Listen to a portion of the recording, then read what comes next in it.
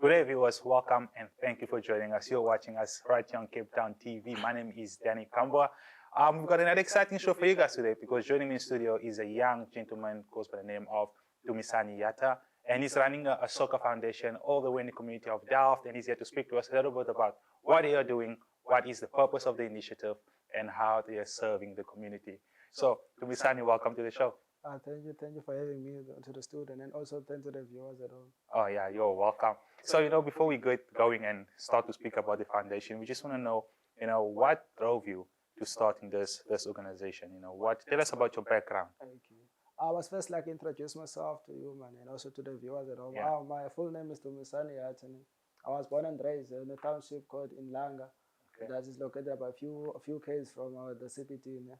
And then it's where the whole thing of loving to play soccer started from Langa, because there was the guys there who were already playing in the professional leagues that I wanted to follow their footsteps. Speaking about the guys, the former Bafana captain and Orlando Pirates captain, Thabo Mngomeni, and the other guys were playing soccer at the time. I was still young. And then at the age of 11, I was so fortunate to join Santos Academy Club. That's all the young boys who grow up in the township wanted to achieve that goal. So after that, I played football for 4 seasons.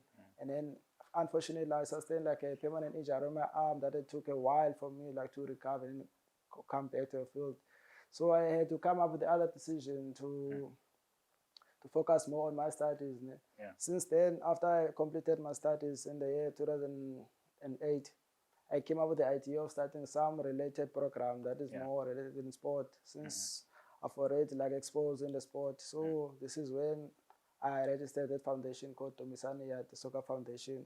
But I was already involved in other coaching. I was coaching in a primary school nearby us in Bela. Yeah. So this is the whole thing that came there. And then I can say in 2006, I had to move from Langa and then situated in Delft. Yeah. So it is where I'm based currently. Wow. I mean, if I take it a couple of steps back, Yes. like you mentioned, you had a dream that, many other young kids have that's living in informal settlement. And that's to follow in the footsteps of those that made it. You mentioned a couple of names that played in the professional league. Yes. And then you unfortunately sustained an injury Yeah. into your arm.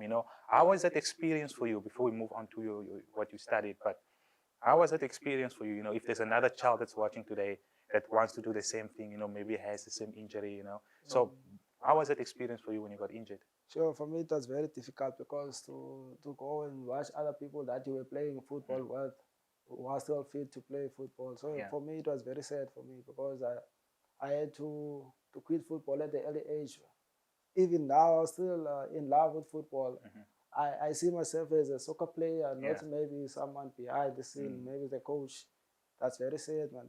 But what I can say from the young upcoming kids who also playing soccer, and the other one has the passion to follow sport, I can say maybe they can also balance education and sport, man, because anything is possible. They can maybe sustain an injury or their dream won't come true, man, to become what they want. Maybe they want to become a professional soccer player.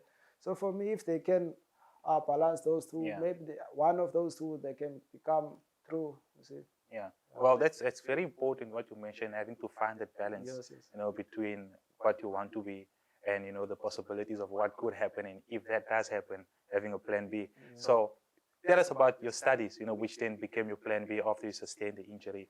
How was it, coming from township, going into studies and having to actually make it work because football wasn't an option anymore? Let's say first, growing up, man, I was not that perfect, man. When I'm growing up, man, I was mixing with negative people that have to introduce me to the bad stuff, man. You see, I had to go and drink and then smoke, man. So this is when the whole thing I was a mess up, man. So after that, man, I had to go to the rehab, man, rehabilitation center, because I was too deep into drugs, man. Okay. You see, I was causing trouble in my community, man. So this is when the turning point comes, and when I go to the rehab, I think it was in year 2010, man. I had to spend there a time and to rehabilitate. And then when I came back in 2012, I had to go to enroll at college, at Northling College, man, because at that time I didn't have my treatment. So I had a plan B to either go and find a job, man. You see, so I had to go to Northling and register there for marketing. It was a three-year course, man. That when you finish up to level 4 is equivalent to a matric, man. So I had to go there, and then I started all over again, man, until I go to level 4, man. By the time when I went to level 3, my mind was already like in a positive way, man, to follow my dream. So I complete level 4, man, and then after that I had to go to do 18 months course that is combined to that level, the course that you were doing. It can happen, you can do like a finance course or marketing course or HR course. So I had to do that marketing for that 18 months again. So after that, I had to go to look for an internship for 18 months. They will combine everything to make up like a diploma. Okay. So I'm still currently like unemployed, and then I'm also looking for the job in a related marketing side. Okay. Yeah. Wow. I mean, first of all, congratulations that, when you mentioned your story about your addiction and how you've overcome it, and now you're trying to, or you actually putting an imprint into the kids of the township. Yes. So, starting this organization, was it something that was within you because you wanted to be a soccer player, or is it based on what you've experienced, from coming from the addiction and the community that you stayed in?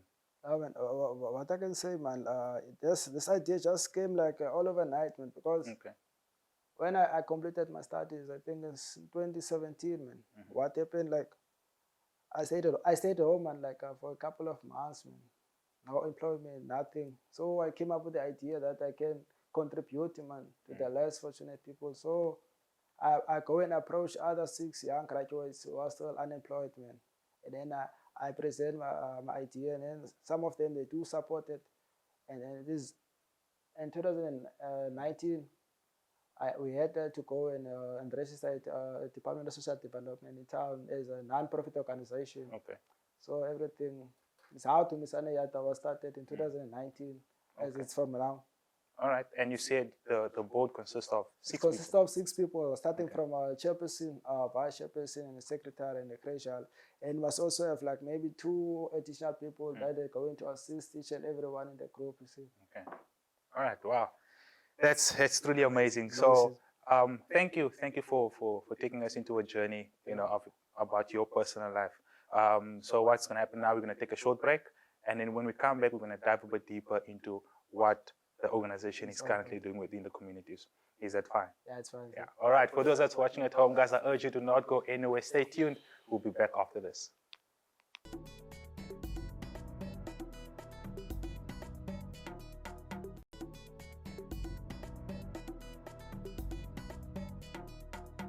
Welcome back, guys. You're still watching Open Studio right on Cape Town TV. My name is Danny Kamba. I've got Dumisani with me in the studio, and we're going to speak about an amazing initiative that is currently running in the community of Delft.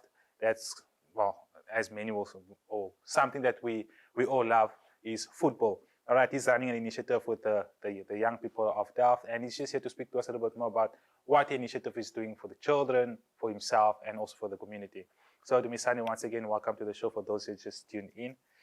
Just to continue with our conversation, you mentioned a lot about your background, how you came up, how you grew up, some victories that you had to overcome, and then, you came about with the initiative. So just take us through that process, for those who just tuned in. How was the process of you having to start this organization? And also when you presented the idea to everyone, how did they accept it? How did they accept it? Yeah. I have to convince some of them, because some of them, they've already like playing sport, man. So for me to present that idea to them, man, it was something that they wanted to implement also, but they didn't like have a power like to do it on themselves. So it was someone else coming outside and then presenting the good idea that they already wanted to implement. It was something good for them also. Okay. And so what are the age groups that you're looking at? You see, here at Dumisani Yatha Foundation, it's not like a soccer club or academy. It's like a program that running like occasionally, because we do like hosting tournaments like during off-schools holidays in March, June, September, and December. Since we have discovered from our pre-research before we have started this foundation that the majority of young people who are involved with this foundation are still at school. Yeah. So we came up with the idea that we must conduct these tournaments during off-school holidays so that we can give them time for their schoolwork also, and then also they can have something that they can fall on after during off-school holidays. Because during off-school holidays, what we have discovered, some of the young boys and girls, they do have enough time to engage to other negative activities that they end up destroying their lives. So for us to host these tournaments during off-school holidays, we wanted to prevent those negative attitudes that they did come up around with it.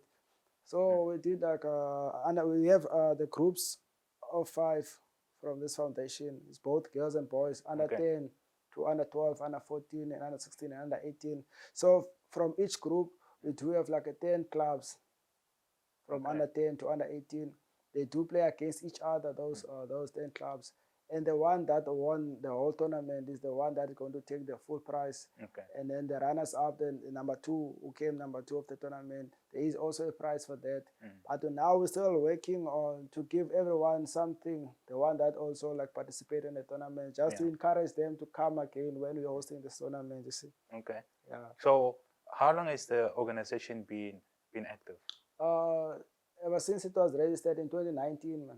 But it was idea before then, man. But since it was registered in 2019, yeah. But at the moment, we are currently, I can say, shut down, but we're not closing, since I was still waiting for government to give us the permission to go back to the field and then play our tournament as usual. So like you mentioned, you're dealing with quite a variety of age groups, and also you're dealing with different genders.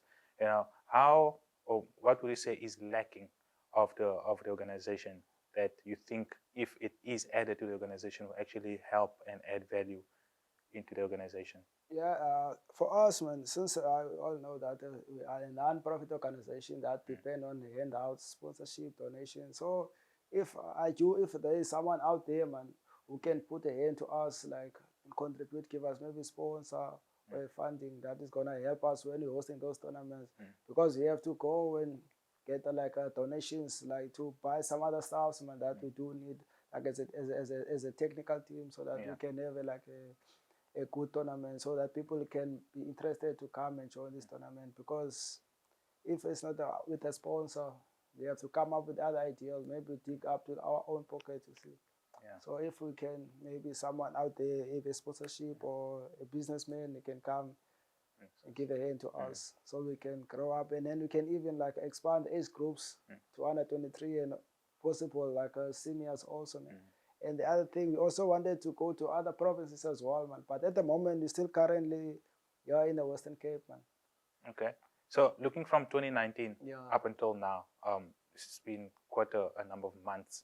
And like you mentioned, through school holidays, you are running programs, running tournaments. So since, for all that period, has most of the funding and purchasing of equipment all been done from your own pockets?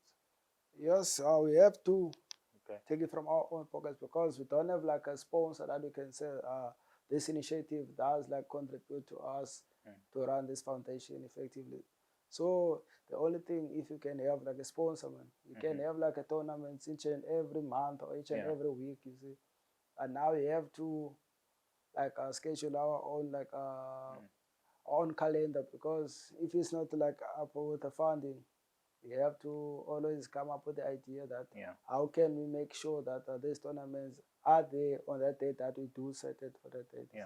So you mentioned, Dumisani, that one of the reasons as to why you are doing this is because kids have got a lot of times or a lot of time to fall into negative activity, and by actually making them busy, you're helping them for the future. So I'm just thinking back based on what we spoke about your own story. What do you see for the children of your community? When you speak about, because there are those that have fallen victim of the current situations that's happening, the drugs and the gangsterism. So how does that make you feel? For me, I still I won't say too much about that, but because it's still early days, man. But after the tournaments, I do invite all of them, all the groups that were participating, and then share my story with them, so that they can, maybe even those who didn't win the tournaments, they can come up with a positive thinking.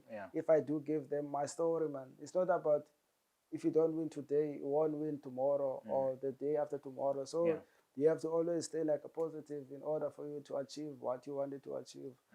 So for them, it's like I'm like a role model to them, man, because I've been in those bad and good things. So if I do share some, even some of them, they do know me personally, because some, they do stay like where I'm coming from. So even if I share my story with them, some of them, they already know about my situation, you see. So if it's coming from straight to me, they do have like a deep understanding, because I do share in good detail what I was doing and then what I wanted them to achieve in future. See. Yeah, and I mean, they can relate, and you can yeah, relate. they can relate from what has happened to me in the past. Okay, wow, that's amazing, you know, to hear that you are using what was part of your background and try to influence and inspire other people. So what we're going to do, we're going to take another short break, and then we're going to be wrapping up. So we'll take it another step forward and try to just sum up everything we've done for those that's watching at home. All right. So for those that's watching, guys, please do not go in. We'll be back after this.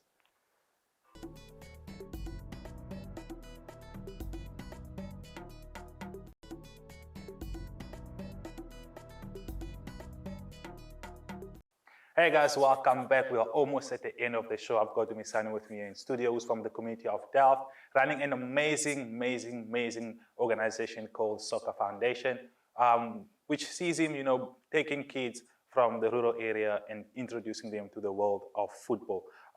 Yeah, Dumisani, we're almost at the end of the show, and I'm sure people that's watching you right now are inspired, you know, with hearing your story and also what you are doing for your community. You know, so just thinking, you know, for the years that's coming, months that's coming when we get out of this pandemic, you know, what it is that you want for your organization. From organization, for me, like, what you see this foundation, maybe in the future, maybe 5 years or more, I just wanted like to come up with something concrete, man. I just wanted to start like a academy, man.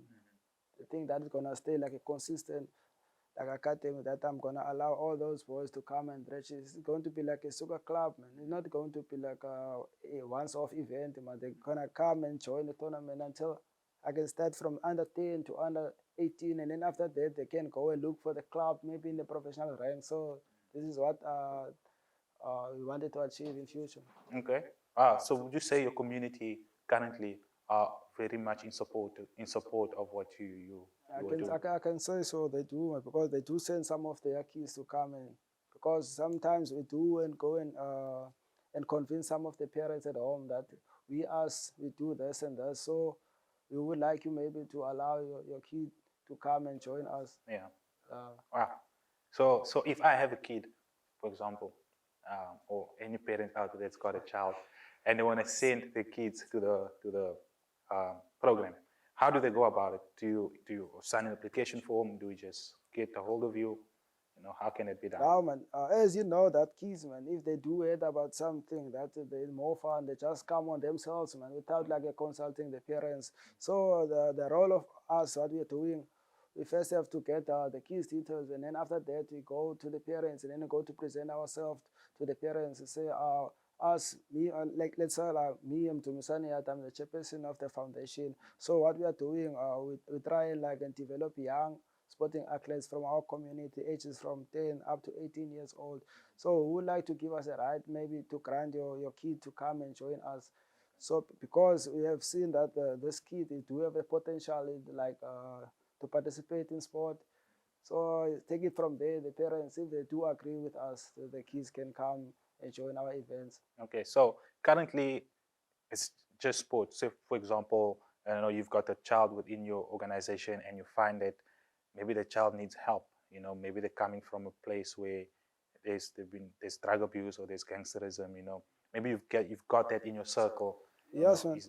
We're not only like focusing on sport, man. We're also focusing on a social like ways of dealing with the situation of other people. Because as you know, we're coming from different backgrounds. We're upbringing different things, man. So we have to know each other first, man. Because some of the people, they do wake up in the morning, they didn't even like have something to put on their stomach. So these are other things that we came around with, man. So we have to figure out the plan. As you know now, we do cooperate like with ShowBright Mobile Soup Kitchen, man. Maybe once a week, they do come, they were us, and then they give a free meal to the kids that are participating in our tournament, and also the community, they do come to teach for themselves. So this is one of the things, maybe like say poverty, some of the people, they do experience those situations. And the crime also is there, man. But yeah, for us, for starting this foundation also, we wanted like to take those kids away from those negative stuff, man. And then taught them how to be like a person, and then by the way of sport. Like you mentioned earlier on, also as when we spoke, many people also don't realize this, like communities like that also produce gems, produce diamonds, like you mentioned of the other footballers. I just can't get to their names now.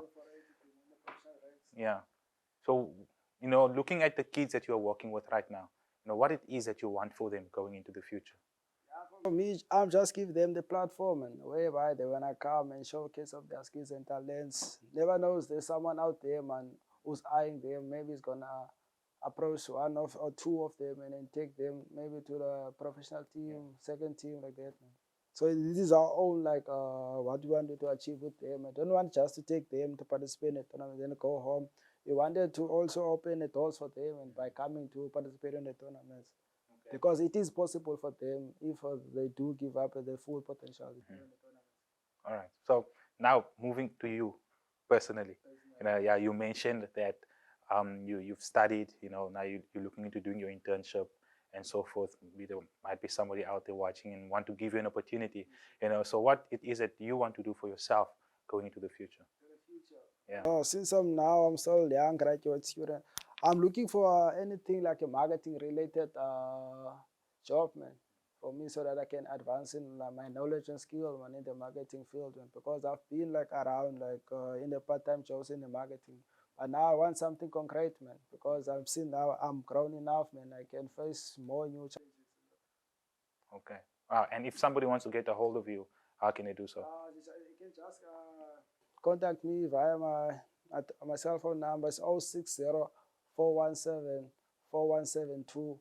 Just call Dumisani Yatha. Okay, just email me straight to my personal email address. Small letter Yatha Dumisani9@gmail.com. And then you can also get me on my Facebook page, Dumisani Yatha. All right. You're the first person that actually puts the cell phone number out there. Nah, but you're not nervous. I'm not nervous. Do you don't know anything can come? It's possible, man. Someone. You never know who's watching. No. All right, man. Run away from that. All right, thanks a lot, Dumisani. So, like I mentioned earlier on, I appreciate you. We appreciate people like you, that is coming, making a difference, trying to actually, grow something within the community and try to rise, above the status quo. So just one last message. There is a young kid out there that's watching right now. It's probably going through the same thing that you went through, or want to achieve what you have achieved so far. What is your message for them? For them, just wanted to give one more thing, man. It's not like at the end of the world, the situation you are, man. Even if it's good or bad, man, there's always plenty of ways you can follow, man. You don't have to focus on one thing. If you say, nah, I'm poor, I can't become what the other person is, man. Because even that person, he did work in a rough way to go to achieve what he has now. So for them, they just have to stick up on their mind, and then open their eyes. They can be what they wanted to be in future, man. It's not easy to achieve what you wanted to achieve, but if you have a positive mindset, you can achieve what you wanted to achieve. All right. Wow. Thanks a lot, Dumisani. Highly, highly appreciate it. Thank you so much for coming to the show today and having a chat with us. And I'm sure for those that's watching at home today, you have learned something new, and go out there, see what you can do in the community to make a difference. So thank you once again for being part of the show. And for those that's watching at home, guys, thank you. One more thing, man, I just wanted to say hi to my family watching at home. Oh, man. Thank you very much. Thank you for that. All right, guys, I hope you are proud of him. Okay, till next time. Bye-bye.